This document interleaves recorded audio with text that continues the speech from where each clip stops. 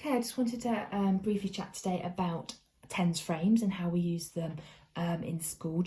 I've been sending home some activities linked to TENS frames, so I thought it might just be useful to have a quick chat about how we use them and why, why they're really useful for our maths. So this is a TENS frame, so it's got 10 parts and it will always have a 5 and then a 5. That's how a TENS frame is represented. And to start with, we do things like, right, let's fill up 4. Put four counters on your TENS frame. Fantastic, you've got 4. 1, 2, 3, 4. So that's the very start, is just putting the right amount of coins, or sometimes we use whiteboard pens to draw on them as well. So they can just count and see as they put one item in each box. And we always fill along here and then along this way. So that would be the very beginning. We then use TENS frames as well for number bonds to 10, and eventually, if we use 2 of them, number bonds to 20, because it can help the children see how many are left. So for this one, we're trying to make 10, or 4 have been filled. How many are empty? 1, 2, 3, 4, 5, 6. So 4 plus 6 must make 10.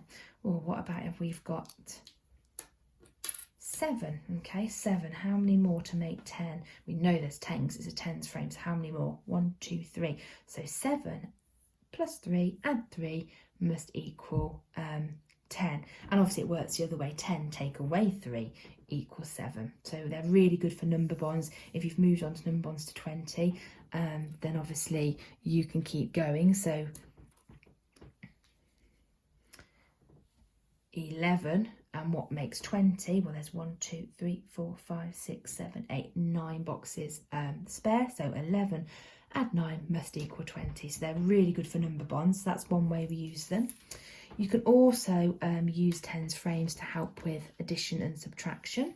So if the children were trying to work out what 7 take away 3 was, they might 1, 2, 3, 4, 5, 6, 7, and you'll find quite quickly that children actually wouldn't have had to have counted those counters. They would just fill 7 quite naturally after a little while, because they kind of, a little bit like you see in the Numicon pieces that we use, the coloured maths blocks that we use for maths called Numicon, the same, we show one of those up and they know it's an 8 without counting it. And it's a bit like that with the TENS frame, they can fill up 7 because they know what 7 looks like. So they're doing 7 take away 3, we think about it, take away 3, 1, 2, 3, we're left with 4. Fantastic. So it's great for subtracting.